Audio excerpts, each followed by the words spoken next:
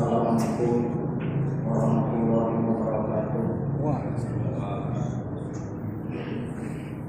Innal hamdalillah nahmaduhu wa nasta'inuhu wa nastaghfiruh wa na'udzu billahi min shururi anfusina wa sayyiati a'malina.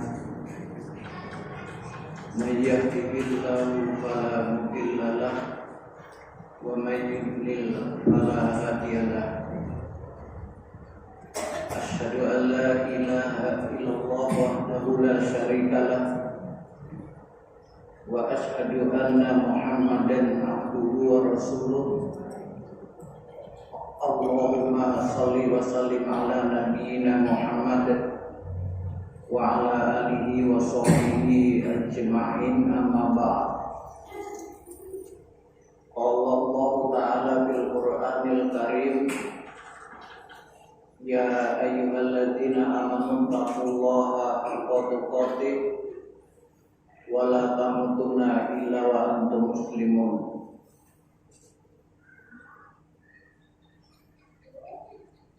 Bapak-bapak, ibu-ibu hadirin yang dirahmati Allah,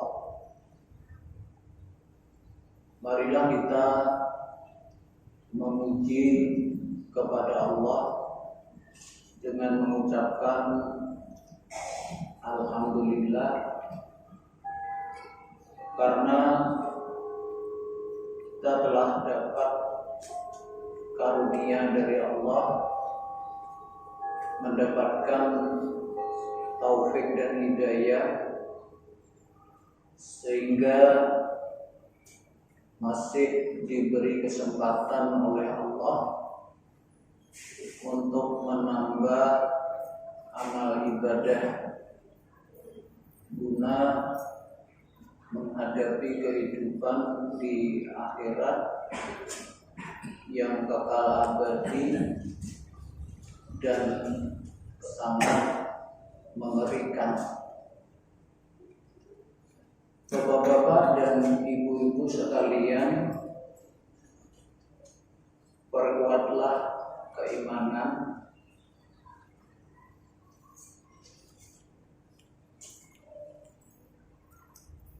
di antaranya keimanan tentang hari akhirat. Jadi hari akhirat itu dimulai semenjak seseorang meninggal dunia. Maka pada saat itu orang yang mati, bagi dia sudah mulai, karena pada hari itulah hari akhir di dunia.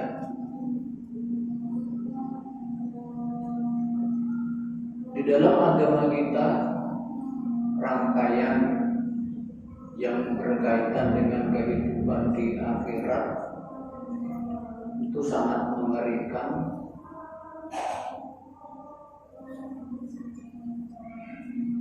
Ada pertanyaan, man rabbuka, siapa Tuhanmu, siapa nabimu, apa agamamu. Ini fitnah yang sangat besar, dan walaupun kita di dunia ini hafal jawaban terhadap pertanyaan itu, tapi belum tentu kita bisa menjawab. Jadi oleh karena itu, mumpung kita masih diberi kesempatan hidup, buktikan dengan sungguh-sungguh ucapan yang sering kita ucapkan, raditu billahi robba, aku ridho Allah sebagai Rabb. Jadi kalau ada orang dalam hidup meminta kepada selain Allah, atau dia menyembah kepada selain Allah, atau dia mencari kesembuhan kepada selain Allah, atau dia minta diluaskan rezekinya kepada selain Allah, maka ucapannya aku ridho Allah sebagai Rabb itu dusta. Dan ini faktor penyebab tatkala dibangunkan oleh dua orang malaikat ditanya man rabbuka, dia jadi bingung.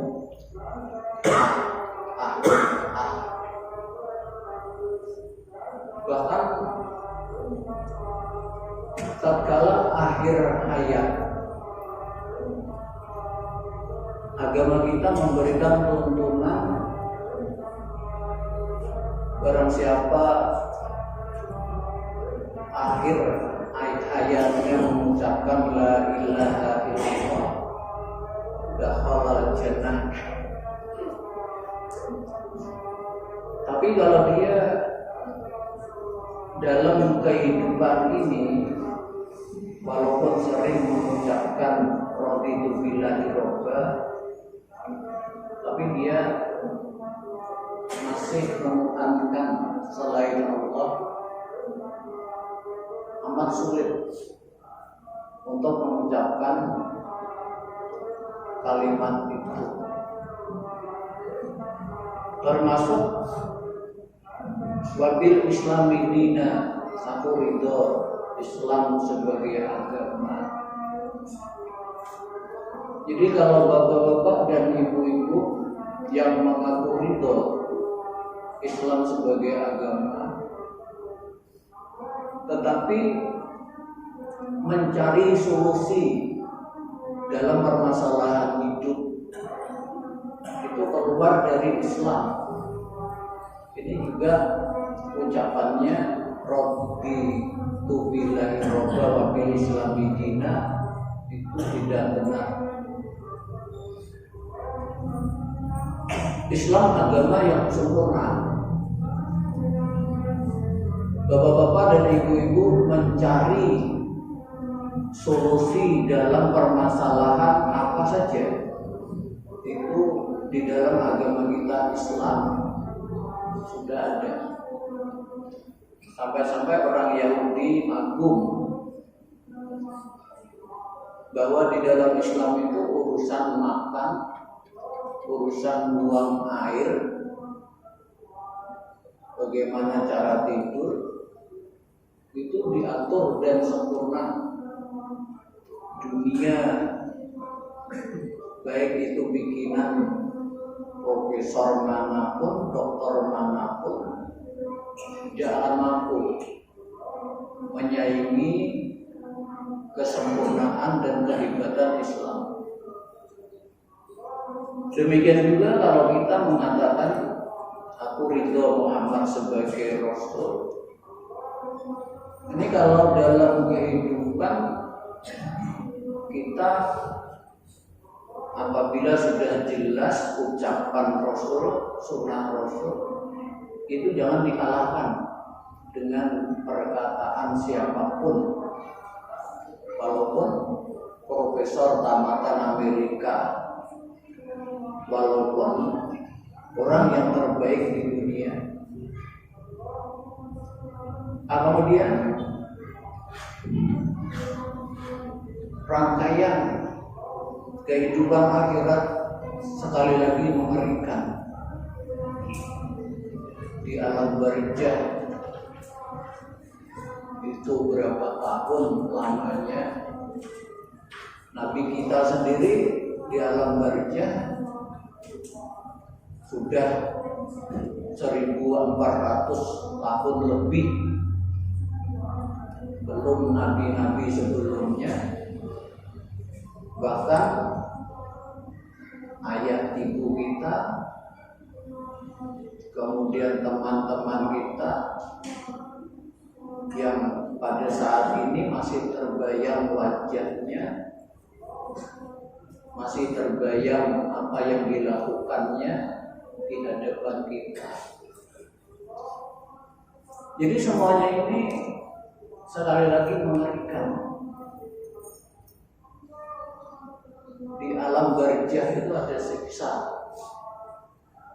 dan yang dapat memberikan pertolongan terhadap semua siksaan-siksaan yang akan menimpa itu diantaranya adalah amal soleh. Sholatnya apabila baik itu yang menjaga di atas kepala kita, sedekahnya, puasanya. Jadi dalam kesempatan ini saya ingin menyampaikan salah satu di antara rukun Islam yang sangat utama dan harus kita perhatikan. Di antaranya adalah kewajiban sholat yang telah diperintahkan kepada kita. Kenapa? Karena dalam hadis Nabi dikatakan as-sholatu nurun was-shadaqatu burhan was-sabru diya. Sholat itu cahaya. Sholat itu cahaya. Berdasarkan hadis Nabi yang sahih, besar sekali manfaatnya. Bapak-bapak, di alam kubur, di alam barzakh, lamanya berapa ribu tahun kita kada tahu, dalam keadaan gelap gulita.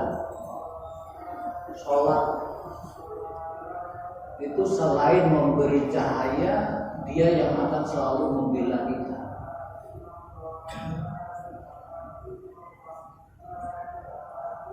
Kemudian sholat itu adalah amalan yang paling dicintai Allah. Sholat amalan yang paling dicintai Allah.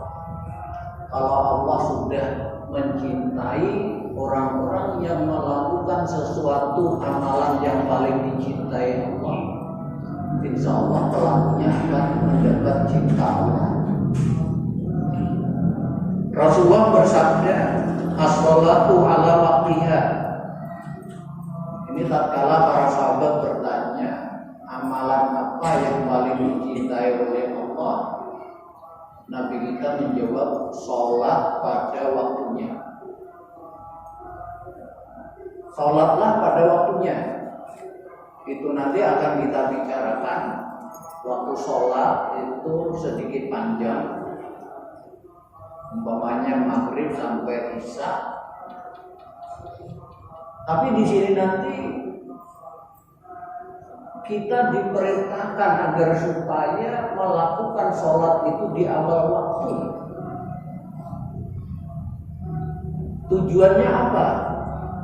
Supaya menyelatih hati kita di dalam hidup ini, membuktikan burhan, sholat itu bukti bahwa kita ini benar-benar mencintai Allah di atas segala-galanya. Ada seorang sahabat kerjanya jadi tukang. Begitu akan meletakkan batu terakhir. Jadi batu ini kalau diletakkan, rumah itu sempurna.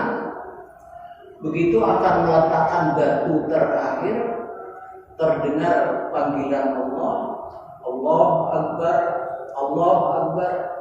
Batu tadi kada jadi diletakkan. Kalian mungkin bertanya, seandainya diletakkan kan tidak masalah. Iya, tidak masalah dan sempat saja. pendidikan kolbu, hati ini supaya menjadi hati yang salim. Ini diperlukan hal-hal yang semacam itu tadi.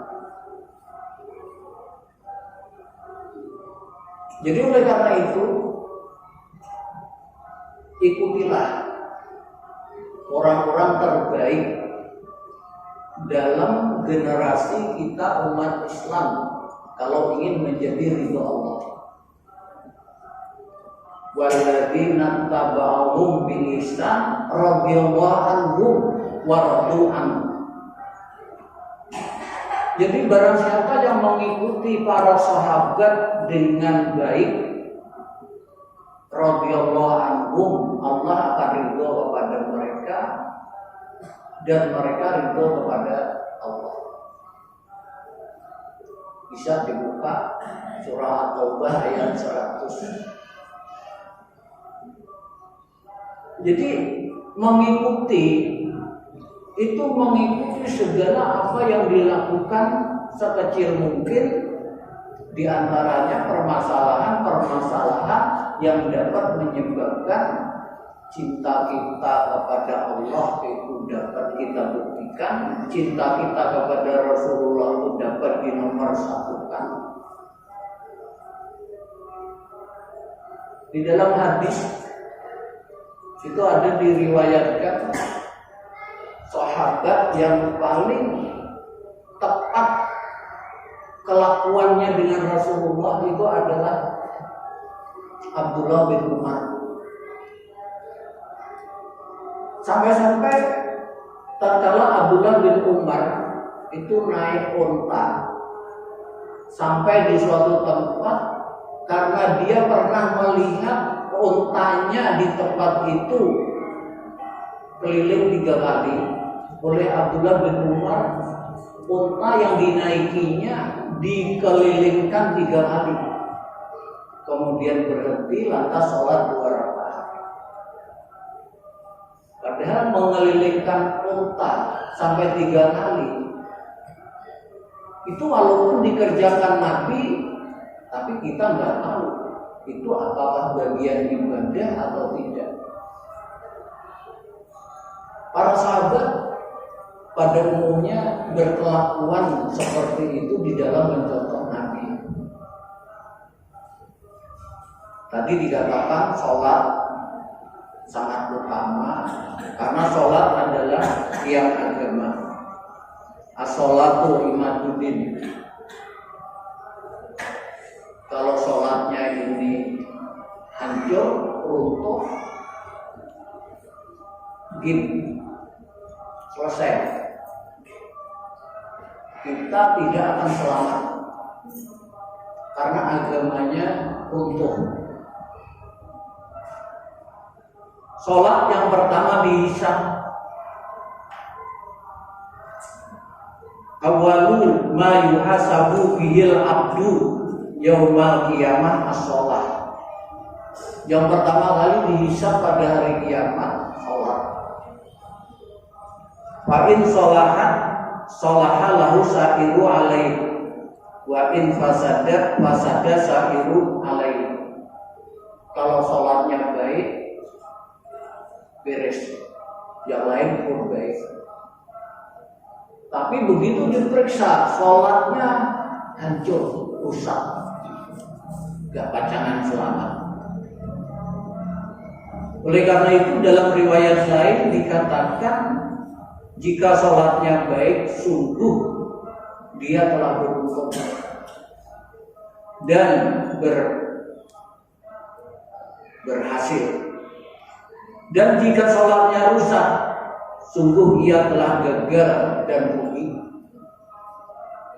Sholat itu adalah kewajiban yang waktunya ditentukan bagi orang-orang beriman. Ayat Al-Quran. Ulun pernah ada tamu datang jam 12 malam, habis mandi, sholat rakaat 1. berdiri lagi 4 rakaat salam, berdiri lagi 3 rakaat salam, berdiri lagi 4 rakaat salam. Kalau tarawih dia sholat tahajud kan ada zuhur, asar, maghrib, isya, disediakan satu. Bagaimana mau Zaid? Di situ ada subhat. Ya, kalau musafir mau menjamak qashar zuhur dengan asar, nanti maghrib dengan isya.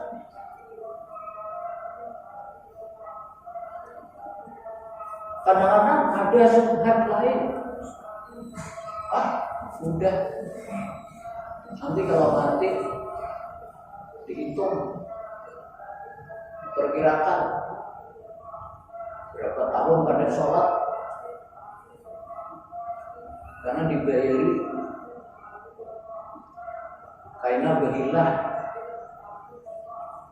itu artinya tipu, menipu Allah, menipu manusia. Dan ajaran yang seperti itu dalam Islam tidak ada.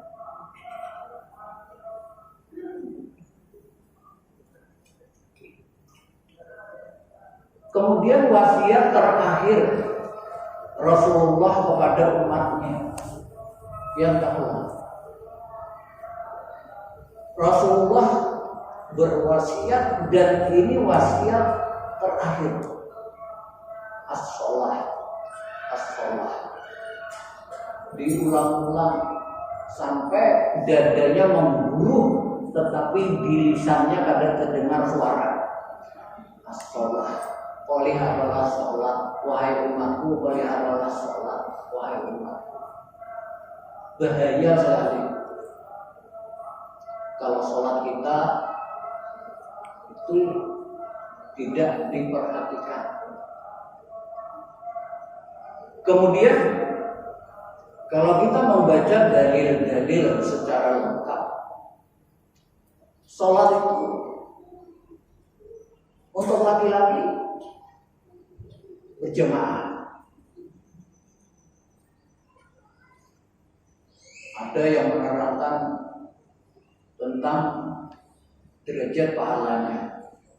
Kalau berjamaah 25 derajat. Ada satu hadis yang diriwayatkan oleh seorang sahabat, derajat pahala salat berjamaah 27. Kemudian setelah diteliti dalam agama kita Islam, ada sholat yang paling penting.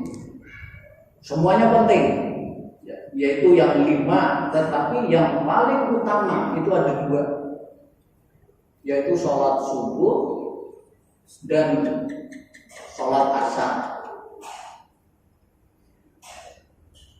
Dari Jundab bin Abdillah radhiyallahu anhu, Rasulullah bersabda, "Man sholat subha bahwa fi dimmatillah." Barang siapa yang sholat subuh, maka dia dalam jaminan Allah, dalam tanggungan Allah, dalam perlindungan Allah. Jadi kalau dia, para laki-laki, mendengar azan subuh, pergi ke masjid berjamaah, itu dalam jaminan Allah, di dalam tanggungan Allah. Ini dalam permasalahan dunia akhirat, itu akan dijamin oleh Allah. Oleh karena itu dikatakan, fala yaqlubannakumullah min dimmatih bi syai'in fayubrikahu fayaqubbahu fi nari jahannam. Oleh karena itu janganlah menyakiti orang yang sholat subuh tanpa jalan yang benar. Jika tidak, Allah menyiksanya dengan menelungkupkan wajahnya di atas neraka jahanam. Hadis riwayat Muslim nomor 655. Ya. Ulun memilih hadis ini supaya kalian tahu sampai di mana jaminan Allah terhadap orang-orang yang sholat subuh. Sampai sedemikian rupa. Sedemikian rupa bagaimana? Jangan menyakiti orang yang sholat subuh tanpa jalan yang benar. Umpamanya ada orang sholat subuh berjamaah keluar sampai di rumah pukuli, bahaya sekali. Karena dia di atas jaminan Allah. Termasuk hal-hal lain, rizkinya, keamanannya, dunianya, akhiratnya. Itu yang pertama. Ini aja sudah luar biasa. Pian berkawan lawan bupati, pian Pak hendak apa-apa, aku jamin senang lah, senang. Berkawan lawan Kapolres, ujar Kapolres, ikam jamin, rumah sana kemari merasa jagoan, apa ada yang jamin?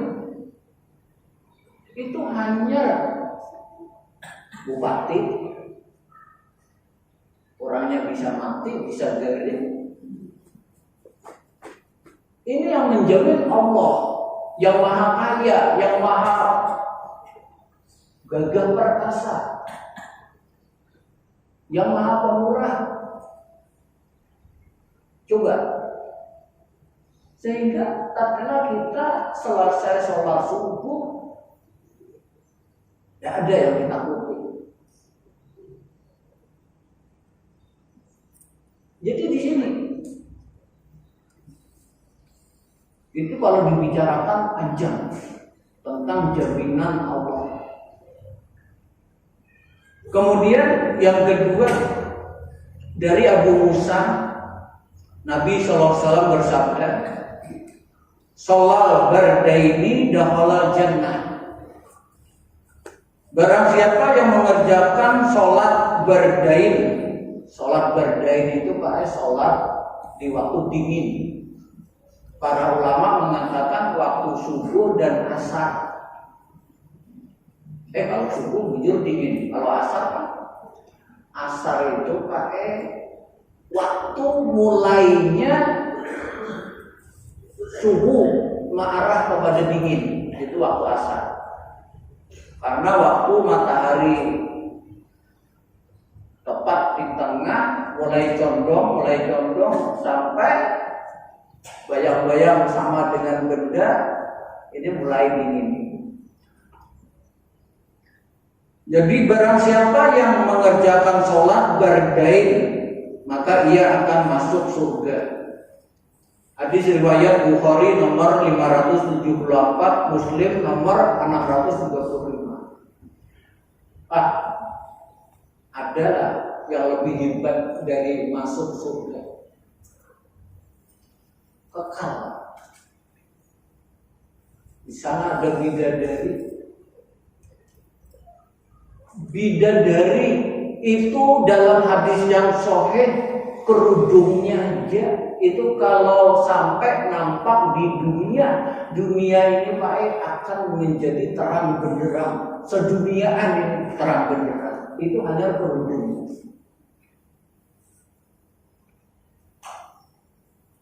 Dan ini adalah hak.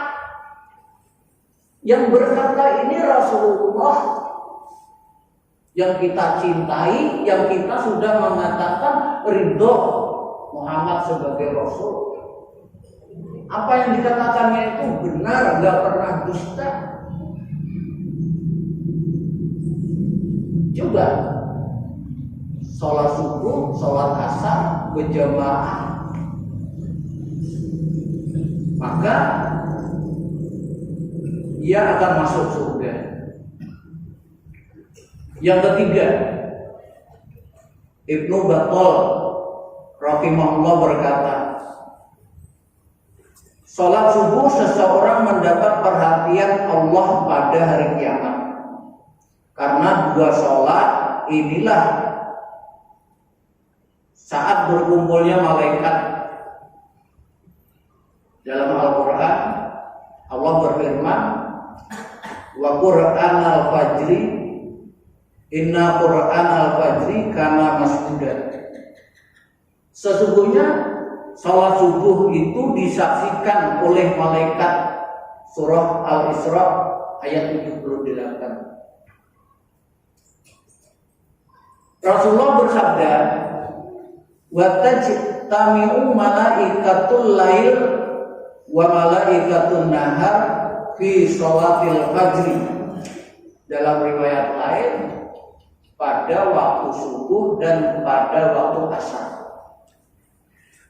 Pak, Bu, setiap seorang hamba itu ada malaikat yang mengawasi, mencatat. Itu ada semacam shift pergantian malaikat siang dengan malaikat malam. Kumpulnya malaikat siang dan malaikat malam itu pada waktu sholat subuh lawan waktu sholat asar. Yang akan tugas menjaga pada waktu malam itu datang pas waktu asar. Karena begana yang tugasnya siang tadi naik ke atas lapor kepada Allah. Allah bertanya, apa yang sedang dilakukan oleh hambaku? Padahal Allah Maha tahu apa yang dilakukan dan lebih tahu dari malaikat itu sendiri. Malaikat berkata, ya Allah, si fulan waktu ulun datang dia sholat berjamaah, dan waktu ku tinggalkan si fulan sholat berjamaah. Waktu datang sholat subuh kelihatan, oh si Din ada berjamaah. Karena iringi apa yang dilakukan dicatat. Imbah datang waktu asar, berangkat naik ke atas lapor, ditanya, waktu ulun tinggalkan si fulan sholat berjamaah. Coba Pak, Bu, bayangkan waktu malaikat turun ini, kita ada sholat. Ya Allah, si fulan waktu ulun turun ini jam orang pada lihat di masjid kada sholat masih guling. Coba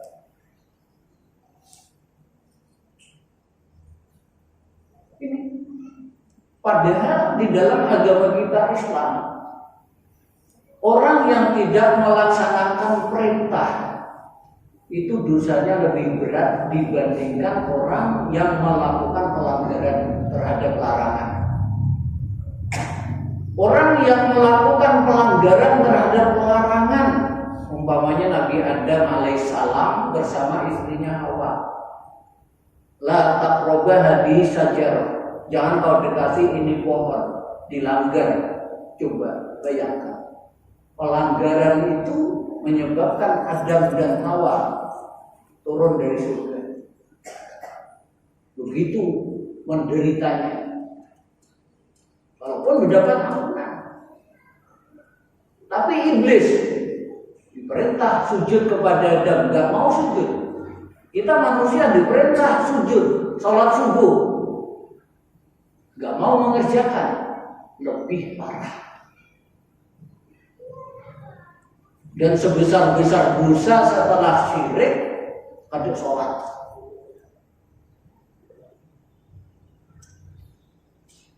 Berdoalah bapak-bapak dan ibu, mudahan istiqomah.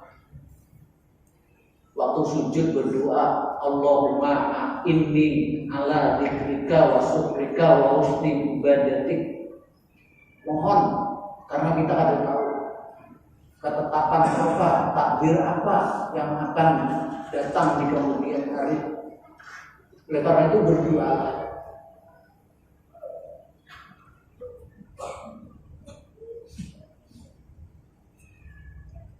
Hadis tentang bertemunya para malaikat pada waktu subuh dan asar. Jadi hadis yang belum bacakan tadi, Bukhari nomor 137, Muslim nomor 632. Nah, kemudian dari Umarah bin Ru'aibah, Nabi SAW bersabda, "Lam yalijanna ahadun shalla qabla tulu'is syamsi wa qabla ghurubiha." Tidak akan masuk neraka orang yang melaksanakan sholat sebelum terbitnya matahari, yaitu sholat subuh, dan sholat sebelum tenggelamnya matahari, yaitu sholat asar. Hadis riwayat Muslim. Pak, coba, apa yang lebih hebat dari ini? Tidak akan masuk neraka. Sekali lagi, tidak akan masuk neraka. Siapa yang mengucapkan ini? Siapa? Nabi kita Muhammad Sallallahu Alaihi Wasallam.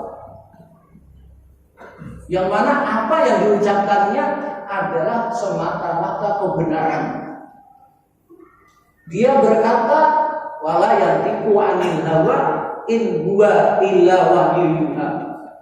Dia berkata tidak berdasarkan hawa nafsu, tetapi apa yang dikatakannya itu adalah wahyu yang diwahyukan kepadanya. Siapa yang sholat subuh dan asar tidak akan masuk neraka. Kenapa, Pak? Subuh dan asar di sini utama. Karena pertama, subuh itu nyaman-nyamannya gurih. Asar itu kebanyakan orang selain enak-enaknya istirahat dari pekerjaan, kadang-kadang juga waktu yang alang-alang. Umpamanya tukang berhenti jam 5 alang-alang. Kadang-kadang pemikirannya itu pasti alang-alang. Kalau sebentar lagi yaitu sholat masih ya asar tuh sampai jam sekian matahari terbit. Dia tidak berpikir bahwa orientasi akhirat itu harus nomorsatukan. Cinta kepada Allah itu dinomorsatukan.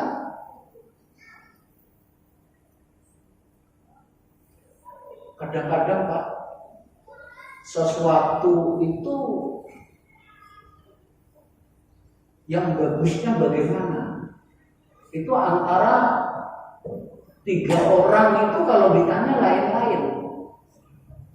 Contohnya gini, saya pernah tahun 90-an mencari dana untuk pesantren. Ulun Ahmad Hadi datang kepada haji-hajian. Oleh haji-hajian kami dibawa ke wadah Bob Hasan di Kayu Tangi. Dan berpandai-pandai ada pengemis, Assalamualaikum, minta sedekah Pak. Bob Hasan tadi masuk ke dalam rumah. Ya, tidak lain hendak ambil duit memberi pengemis. Waktu Bob Hasan tuan rumah ke dalam, Ahmad Hadi berdiri mencolok ipok hendak menjurumi pengemis. Ujar haji-hajian, jangan biar ampun rumah aja. Belum ada juga pikir tentang salah benar dari apa yang dilakukan Ahmad Hadi, itu enggak berpikir. Setelah selesai urusan pamit, sampai di luar haji-hajian itu berkata, "Wan, kita cari pengemis tadi yuk dengan wajah pucat pasi." Kenapa Pak Haji?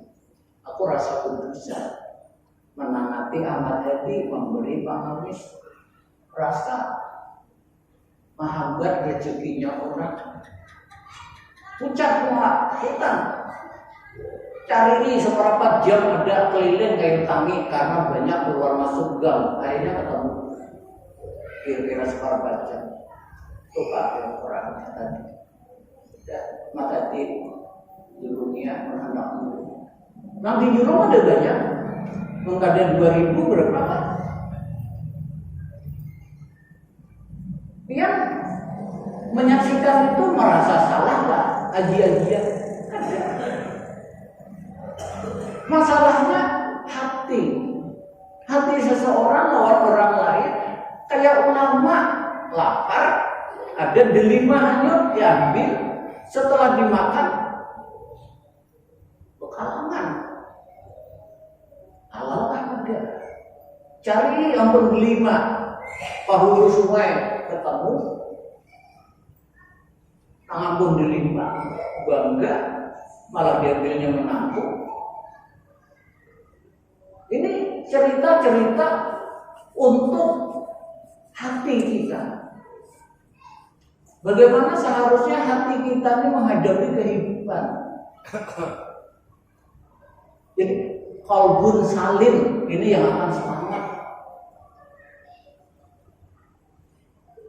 Oleh karena itu, di tengah sahabat Rasulullah berkata sebentar lagi masuk ahli surga.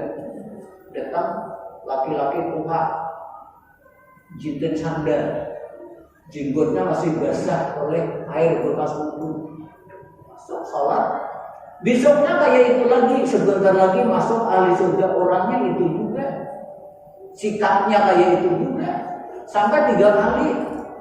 Akhirnya Abdullah bin Umar datang, hendak tahu amalan orang ini apa. Bermalam 3 malam.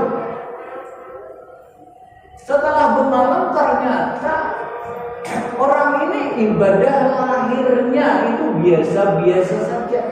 Tetapi dia kemudian mengatakan, aku tidak pernah iri dengki. Hati. Amalan hati ini nomor 1.